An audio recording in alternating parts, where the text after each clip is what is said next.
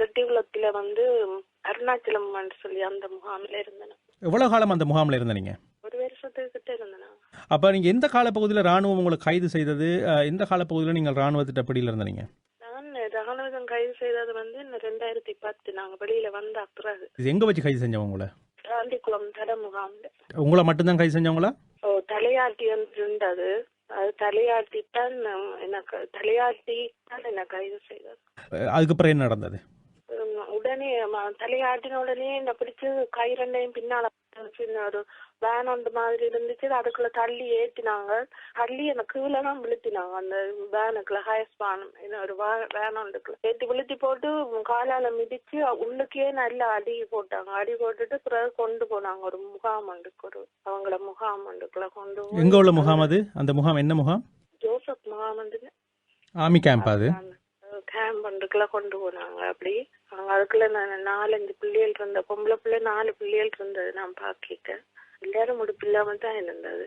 அப்ப என்னையும் கொண்டு போய் அதுக்கு விட்டாங்க. அப்ப எனக்கு சுகம் இல்லாம வந்திருந்தது. ஆனா எனக்கு ஒன்றுமே தரையில்லாம ஒரே சிரிப்பு தானே. வைக்கங்களை பார்த்தா ஒரு நக்கல் மாதிரி ஒரே அடியும் இதுவும் ஆக்கினையும் சொல்ல முடியாத சித்திரவதை செய்தாங்க.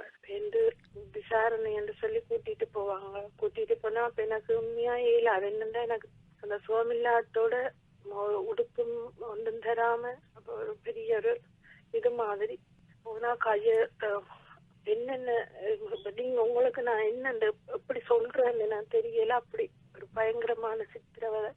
நெஞ்சில பிடிச்சா மட்டுவாங்க, தங்கள் இதுகளை வாய்க்குல வைப்பாங்க, கன்னத்துல அடிப்பாங்க, செய்யாட்டி பேசுவாங்க. அப்படி கணக்க அப்படியே நடந்து பிறகு எனக்கு 3 சொல்லாம நின்றா பிறகு எத்தனை பேருண்டே சொல்ல தெரியாது.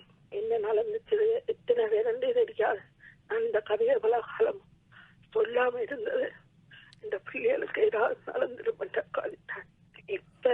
இப்ப என்னண்டா எவ்வளவு காலம் அப்படி உங்களை யார் அந்த நேரடியா நீங்க சொல்றதா குற்றஞ்சாட்டுறதா இருந்தா யார் உங்களுக்கு இப்படியான தண்டனைகளை இல்லை இப்படியான சித்திரவதைகளை செய்தது? ஸ்ரீலங்கனாமிதான். வேறு யார் செய்யற? ஸ்ரீலங்கனாமிதான். எவ்வளவு காலம் அப்படி அந்த அதுக்குள்ள பிடியில இருந்தீங்க? நினைக்கிறேன் ஒரு எங்களுக்கு பிடிக்கிறதும் தெரியாது, பொழுது வர்றதும் தெரியாது. நினைக்கிறேன் ஒரு 7-8 நாள் இருந்திருப்பேன். 7 நாள் அப்படி இருந்திருப்பேன். என்ன நான் காசு கட்டி வெளியில வந்துட்டேன். நீங்க என்னண்டு காசு கட்டினா என்னண்டு உங்களை நீங்க விடுதலையான நீங்க? அது எனக்கு தெரியும் என்ன மாதிரி என்னங்கட அம்மா செய்தது என்ன வெளியில வந்துட்டேன்னா. அப்ப உங்களோட இருந்தது மற்ற 4 பொம்பளை அதே ஐயோ அந்த பிள்ளைகளும் அப்படித்தான் பாவங்களை கூட்டிட்டு போவாங்க. போய்க்காத கண்ணுல உயிரே இருக்காது. அப்புறம் திரும்பி வரையக்கலாம் அந்த பிள்ளைகளை பார்க்கவே இயலாது. அப்படித்தான் இருந்துச்சு. செட்டியான குடும்பம் தான் அனுபவிச்சு. அந்த பிள்ளைகள் அப்படி எங்களை சித்திரவதை செய்யாம சாக்கொள்ளி இருக்கலாம்.